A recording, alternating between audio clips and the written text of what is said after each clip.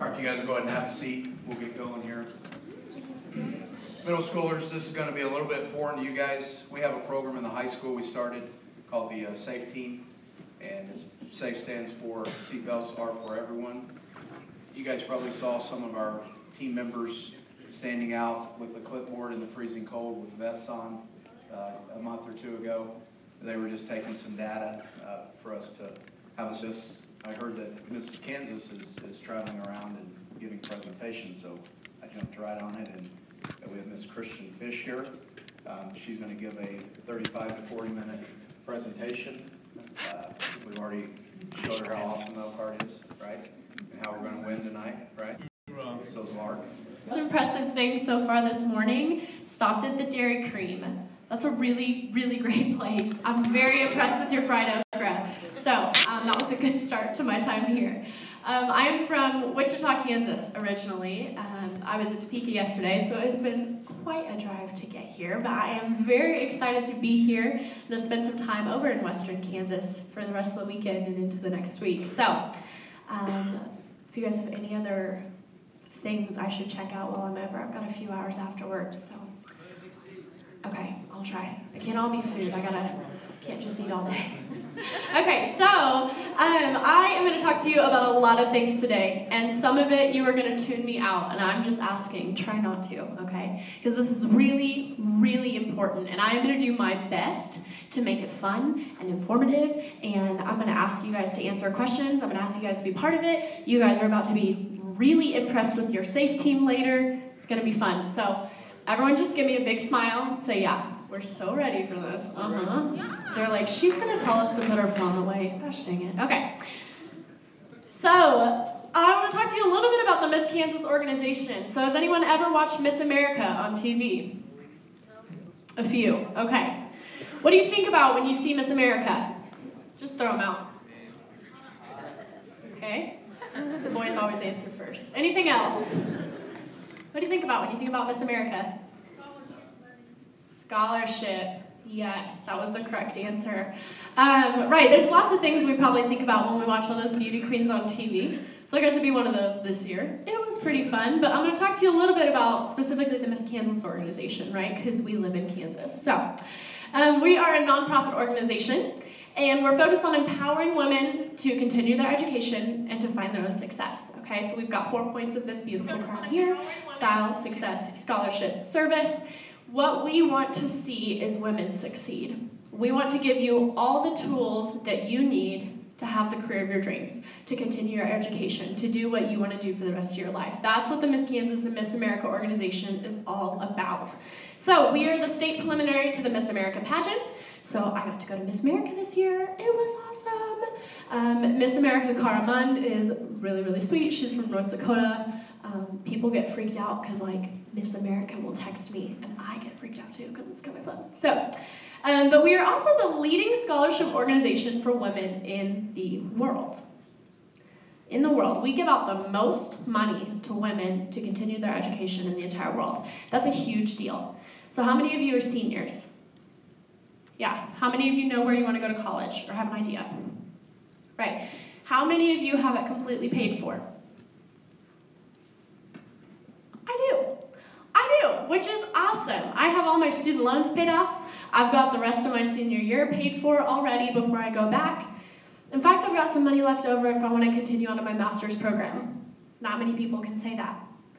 We're talking thousands and thousands of dollars because I decided to join this organization, because I decided to work hard and volunteer in my community and like just be a good person.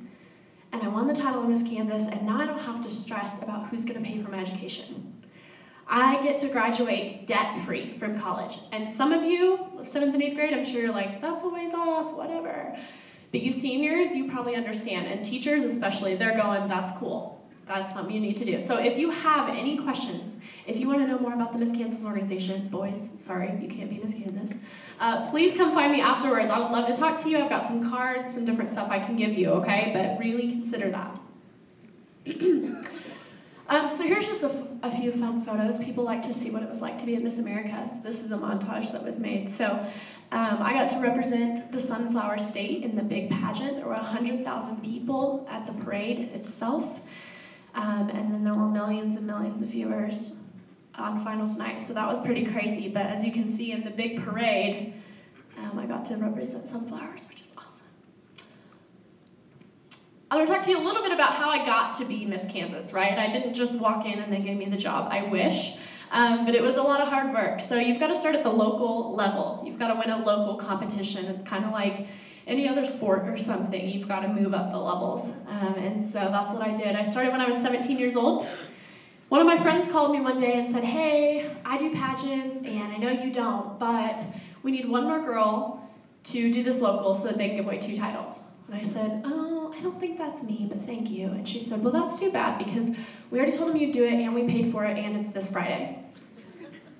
So, let's talk about being uncomfortable. I was extremely uncomfortable, but I said, what the heck, let's go. And my parents came solely for the entertainment factor. Like, they were so excited and like giggling the entire way there because they're like, this is gonna be great, watching you do a pageant, that's wonderful. So I did it. It was a blast. Obviously, I was out of my comfort zone the whole time, but I wound up getting first runner-up, which was really interesting because I had never done anything like that before. Yes? Was your friend mad at you? Was my friend mad at me? I don't know, man. She said congrats and walked off. Yeah, I don't know. We don't talk anymore, so maybe she was mad. I'm kidding. No, she moved to a different state, but I did well. I didn't win the pageant, but I did get first runner-up, which is second place, in case you didn't know, so that's kind of a big deal. So I got recruited to do another one. I did a local a few months later, and I won. And I all of a sudden found myself on my way to Miss Kansas, and again, my parents were laughing the entire way. So I competed at Miss Kansas, and what do you think happened? No, I lost miserably. I'm pretty sure I took last place. I went, I had the time of my life, I learned so much, but I didn't win. I didn't make top 10, I didn't get any of the extra scholarships, okay? I went, I saw, I did not conquer, okay? But I had so much fun, and I realized that there was a certain kind of women in this program, and I wanted to be like them. And there were lots of them that were way older than me. And I thought, wow, this is the kind of person I want to be. The things they're doing in the community, the way they're getting their school paid for, all of this, that's really attractive to me. That's what I want to do. And so I went back, I took a year off, and then I went back.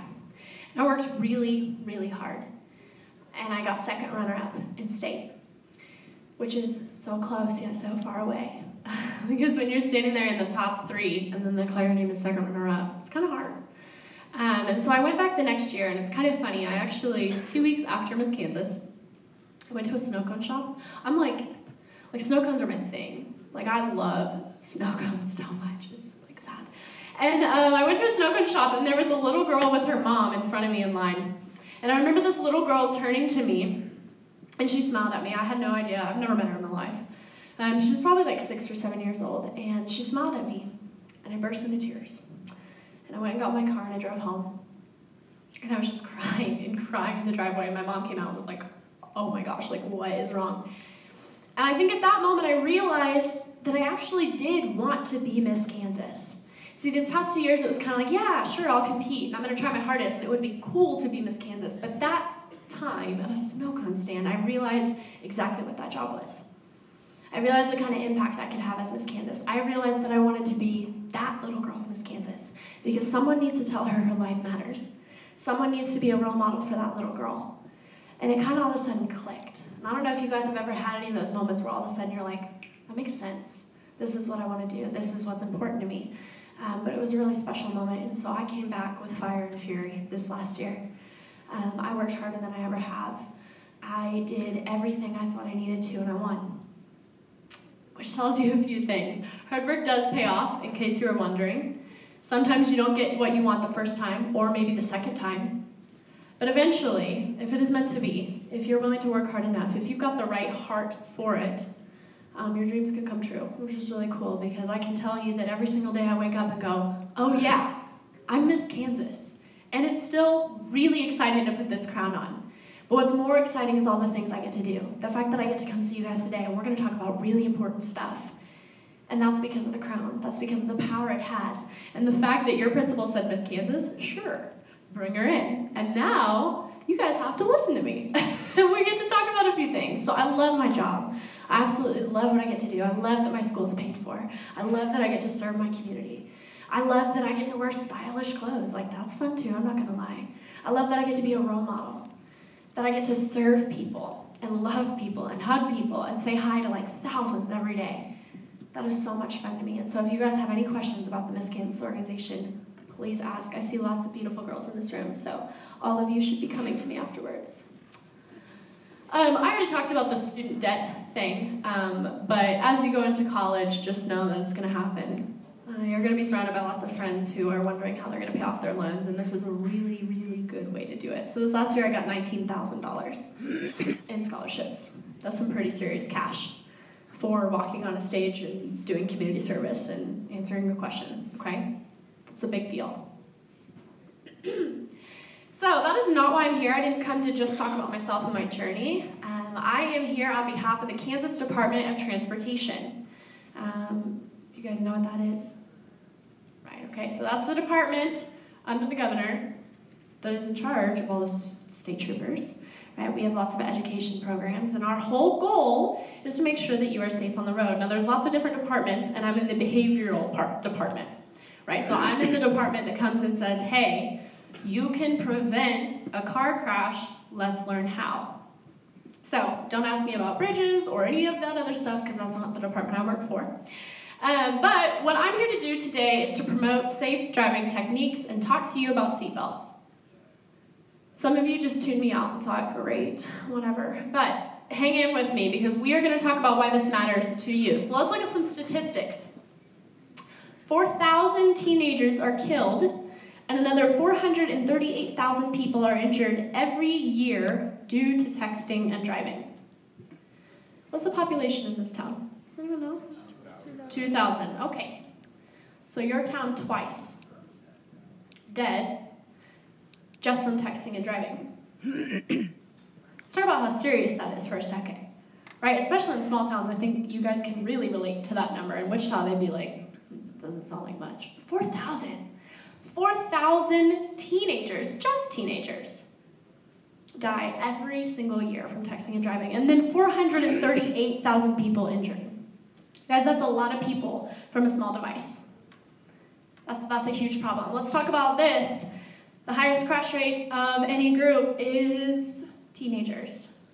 Now, when they gave me the statistic, I said, hold on, that's kind of not fair, because these are our newest drivers, right? You guys are learning, especially you 8th graders. Where are my 8th graders at? Oh, over here? Okay.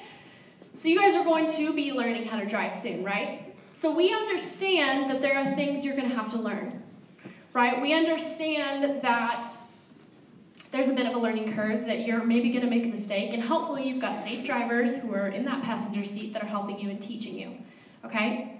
Everyone take driver's ed. It is so important, okay? Just nod your head, say you're going to do it. Okay, great. And if you guys haven't, get yourself in a class as well. But we are the highest crash rate of any group. And it even showed, a study we did showed that teens were distracted almost a quarter of the time they were behind the wheel. That's a lot of time, right? That's a lot of time to be distracted. That means you are looking or doing something else while you are driving a vehicle. And the biggest teenage distraction, what is it? Did you see all that? What do you think it is? Cell phones, electronics, right? That little cell phone is glued to our hand all the time, but it's actually the thing that literally kills us sometimes. So we're going to talk about that. So where are my football players at? Yeah? Okay, so how many of you can run the length of a football field in 5 seconds? Wow. Hot shots in this place right now. That's really great. You probably are going to win the game tonight if you can do that then. That's a long distance in 5 seconds, right? If you're going 55 miles per hour in a vehicle, in 5 seconds you will have crossed the length of a football field. So imagine doing that with your eyes closed. Uh-oh is right. No, it's not impressive. I'm telling people not to do that. You're missing the point. Right, when you are looking at your phone, when you're looking down even to change the radio, to mess with the air conditioner, whatever you're doing, when your eyes are not on the road and you're going 55 miles per hour, you are going to cross the length of a football field in 5 seconds. Now, the main highway in my city is 60 miles per hour, right? So it's even faster than that. That is a huge distance to go without looking. What could happen in that time? The car in front of you could break, something could come out. And we've had, like a dog or a deer come running out into the road, right? There's lots of things that can happen in 5 seconds. And that's a lot of area to be covering with you not paying attention. So I know we talked about fatalities a little, about that 4,000, but I wanted to just talk specifically Kansas. In 2016, nearly 150 individuals suffered a disabling injury due to distracted driving. So they didn't die, but they did have an injury that will most likely last the rest of their life. Whether it was losing a limb, being put in a wheelchair now, something like that. Something that causes a disabling injury, something that's causing a disability. 2016, 150 people. Now that's a lot because your life is changing very fast. All of a sudden you can't do things you used to. Maybe it was brain damage. Maybe it was, something physical. But a disabling injury is pretty serious, and it's something you're going to have to live with the rest of the time. Oh, it's not working. Okay, so we're going to talk about what distracted driving is, because I know I gave you lots of facts, and you're like, we get it, it's really bad. But we want to talk about what kind of distracted driving there is. So there's actually 3 kinds. There's visual, there's manual, and there's cognitive. The first 2 you probably know, and you can probably tell me exactly what those are. The third we don't think about as much, which is funny because it's cognitive, so it is thinking. But we're going to kind of break it down a little bit so you guys understand what those 3 are and what it might look like for you. So a visual distraction, that's anything that requires your eyes to go off the road. Okay, so that could be the text coming in. That could be just looking at the text that comes in. It could be passengers. Someone saying, hey, look at me, look at this, whatever. It could be looking at directions. Lots of times, you can get pulled over and say, why was he looking at directions? Well, you were still distracted. That's why they have Siri say it all out loud so that you won't look. Billboards. I think billboards are incredibly distracting. I think if we want people to be safe drivers, we shouldn't put things that are supposed to grab their attention off the road. Personal opinion, but they can be distracting. What about looking at accidents or distractions on the road? This one blows my mind. It's literally the consequence of most likely distracted driving, and everyone slows down and starts to look at what happened, which usually causes another accident, right? Trust me, whatever's going on over there is not more important than your life and your safety. So manual distractions. Yeah, she's super distracted, okay? Manual distractions are anything that takes your hands off the wheel. So that's replying to the text, right? That's actually texting. That's messing with the radio, eating, doing your makeup, whatever you're doing on the road. And trust me, I think I've seen it all with as much driving as I do. I've been shocked by some of the things I see people being distracted by. Okay, anything that gets your hands off the wheel, and by the way, you should be driving 10 and 2 with both hands on the wheel. So I know some of you are like, yeah, but I'm a rock star. Like, I can eat a cheeseburger with one hand and the other's on the wheel. No, that's still distracted driving, okay? That's still something that's going to cause really big problems. Now, the last one is cognitive. Anything that takes your mind away from the task. So what kind of things would that be? What would a cognitive distraction be? Yeah, you can read the board, it's fine. Talking on the phone. What else? Yes. Being tired. We're going to talk about that in a minute. What else? Just read the board. Talking to the passengers, thinking about other things, being tired. Talking to passengers. What over here? Not talking about that. Okay, yes? I'm sorry, I can't hear you. Who's it? Birds, okay. Maybe read the board. Okay. Talking on the phone, even your Bluetooth phone. I've got Bluetooth in my car, right? It can still be distracting. If your mind is thinking about the conversation you're having, you might not be so quick to respond if something was to happen on the road, right? Talking to other passengers. If you are really in your conversation, You might not actually be paying attention. Your hands could be on the wheel, your eyes could be on the road, but you're not really thinking about what you're doing. Let's just get past this. I'm not going to judge you yet. I mean, at the end of the presentation, you'll all know better, so I will. But how many of you guys have ever been in a situation where you drove somewhere, so I'm talking to high schoolers, and you get there and you go, man, how did I get here? I must have dazed off. You ever had that? Just fess up. You're like, yeah, that's me. Okay, like that's a really big concern. I saw this on Twitter the other day. They're like, oh, do you ever have a time when, you get somewhere and you don't even know how? And I was like, that's not funny. That's really scary. So you had a cognitive distraction. I'm having trouble speaking today. And thinking about other things, daydreaming. I don't care who's going to probably ask you to prom. This is not the time to think about it while you are on the road, okay? I got a few invites this morning. You're welcome. Thank you, front row, but I'm not coming. And the last one, being tired. How many of you have driven and been absolutely exhausted? Let me tell you, being Miss Kansas is really exhausting sometimes. Okay, like I'm going to be honest. And I drive a lot. But it is completely on me to make sure that I am alive, awake, alert, and enthusiastic because I have got to get here and I've got to get here safely. So let's talk about sleep deprivation on the road. What are some signs, you can read the board again, what are some signs that you might be tired while driving? Yeah. Your eyes get low. Right, your eyes when you can't keep them open. Right. What else? Yawning frequently. Good job. What about 7th grade? Someone? Down the window. That's, you read the wrong part of the board. That's okay. That's tricks, but we're talking about what are some warning signs that you're tired? Daydreaming. Okay. Don't laugh at him. Leave him alone. Okay, what else?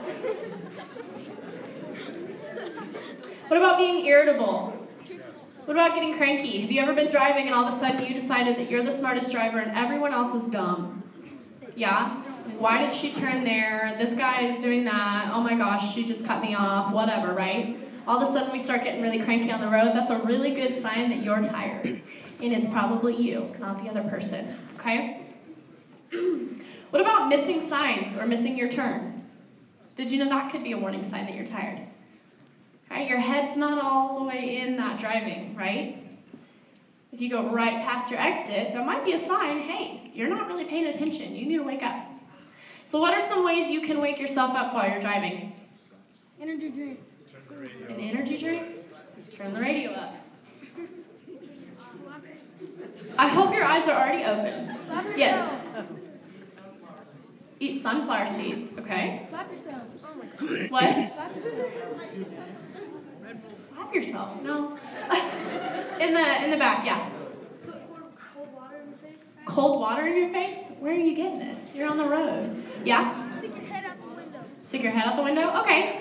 So, no, that's a valuable opinion. Okay. All right, bring it in. None of those actually work. None of those have been proven to keep you awake. What's interesting is that when you're tired, your body wants to shut down. Your brain is saying it is time to rest. Which means no matter how loud you turn that music up, we'll get into that part. Yeah. No matter how loud you turn that music up, your brain can totally tune it out if it's tired enough. You'll get used to it. You'll adapt. And then that won't be enough anymore. You can turn that AC to blast in the winter. It sounds like an awful plan, but if you want to do that, you're going to get used to it. It's not going to keep you awake, okay? The best thing you can do if you are tired is get off the road. And you know, sometimes that's really hard. Maybe sometimes you're like, well, I got an hour left to go, right? You've got other things, but your life is so important. Pull over to the side, do some jumping jacks. Get out of your car. Do something, because you gotta be awake. Don't put your life in danger or someone else's because you're tired. You know, I've had times, I drove to Oklahoma for something over the summer, and I remember driving back, and I was about an hour and a half away from Kansas. And I had to call my team and say, listen, I'm too tired to drive, it's not safe anymore. And I got a hotel room and stopped, because I knew that my safety was more important than getting home tonight.